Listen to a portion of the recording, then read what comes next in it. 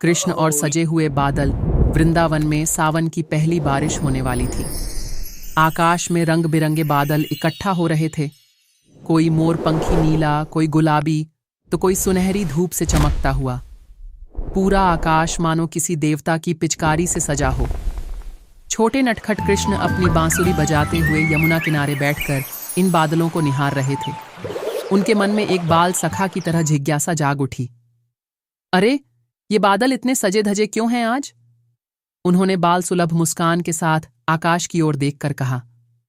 उसी समय एक छोटे फूले फूले बादल ने नीचे झुककर कहा, कन्हैया, आज तुम्हारे लिए ही तो सजे हैं हम। हमने गंधर्वों से रंग लिए, अप्सराओं से चमक और सूर्यदेव से रश्मियां मांगी ताकि तुम प्रसन्न हो जाओ। कृष्ण हंस पड़े। अरे वाह, तुम सब तो जैसे आकाश के खिलौने बन गए हो। नहीं कन्हैया, दूसरे बादल ने कहा, हम तो तुम्हारे प्रेम के गीतों में रंग भरने आए हैं। जब तुम बांसुरी बजाते हो, हमारी गति भी नाचने लगती है।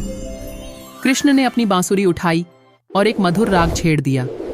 जैसे ही राग गूंजा, बादल भी लयबद्ध होकर गोल गोल घूमने लगे। कभी एक मोर के पंख जैसे फैलते, कभी किसी झूले की तरह झूलते। हवा में एक अनोखा संगीत घुल गया।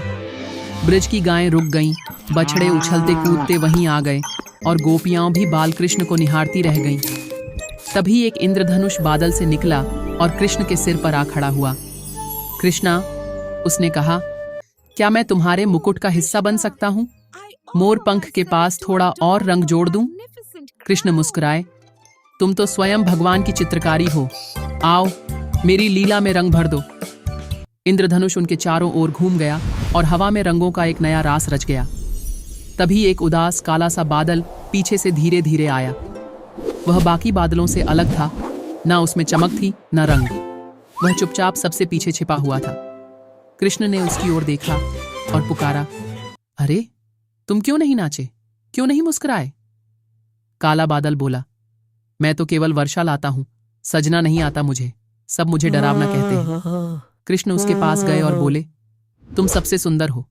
तुम्हारे बिना धरती को हरियाली नहीं मिलती, खेल नहीं खिलते, झूले नहीं पड़ते। कृष्ण ने बांसुरी बजाई और उस काले बादल की गोद में एक मधुर वर्षा उतर आई। पहली फुहार वृंदावन पर बरसी और बच्चों की किलकारियां गूंज उठी। अब वो काला बादल भी मुस्कुरा उठा। बाकी सभी बादलों ने उसे गले लगाया और कृष्ण ने कहा, जिसमें प्रेम है वही सबसे सुंदर है। रंग तो समय का खेल है, पर भावना ही असली श्रृंगार है। उस दिन वृंदावन में न केवल वर्षा हुई, बल्कि प्रेम की वर्षा हुई और कृष्ण के साथ सभी बादल सजे हुए, रंग बिरंगे और साधारण भी एक साथ नाच उठे।